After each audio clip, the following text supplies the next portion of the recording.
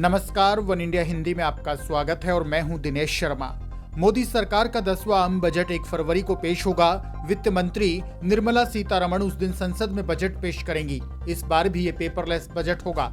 इससे पहले 31 जनवरी को राष्ट्रपति रामनाथ कोविंद के अभिभाषण के साथ संसद के बजट सत्र की शुरुआत होगी। राष्ट्रपति संसद के सेंट्रल हॉल में दोनों सदनों को संबोधित करेंगे।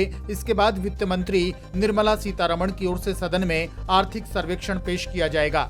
इस बार बजट सत्र के पहले 2 दिनों में संसद के दोनों सदनों में शून्यकाल और प्रश्नकाल नहीं होगा। आपको बता दें कि इकोनॉमिक सर्वे से देश की आर्थिक सेहत पता चलती है। इकोनॉमिक सर्वे में देश का 1 साल का इकोनॉमिकल डेवलपमेंट का लेखा जोखा होता है।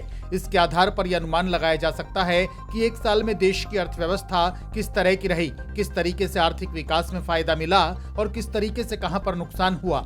इकोनॉमिक सर्वे रिपोर्ट में ये जानकारी भी दी जाती है कि मनी सप्लाई का ट्रेंड क्या है। इसके अलावा कृषि, औद्योगिक उत्पादन, बुनियादी ढांचा, रोजगार, निर्यात, आयात, विदेशी मुद्रा के मुद्दे पर अर्थव्यवस्था की वर्तमान हालत क्या है। ये दस्तावेज सरकार का सबसे महत्वपूर्ण दस्तावेज होता है जो अर्थव्यवस्था की प्रमुख चिंताओं पर ध्यान केंद्रित करता है। इकोनॉमिक सर्वे देखकर आकलन किया जा सकता है कि सरकार का जोर इस बार किस सेक्टर पर अधिक होगा। आर्थिक सर्वेक्षण का डाटा और विश्लेषण आमतौर पर केंद्रीय बजट के लिए एक नीतिगत दृष्टिकोण प्रदान करता है। पहली बार देश का आर्थिक सर्वेक्षण 1950-51 में पेश किया गया था।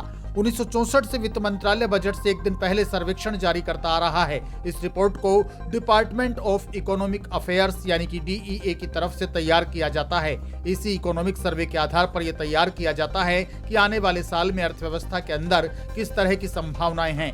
खास बात यह है कि इस सर्वे के आधार पर सरकार को सुझाव भी दिए जाते हैं, लेकिन इन्हें लागू करना है या नहीं करना सरकार की जिम्मेदारी होती है। यही वजह है कि इकोनॉमिक सर्वे बजट के ठीक पहले संसद में पेश किया जाता है।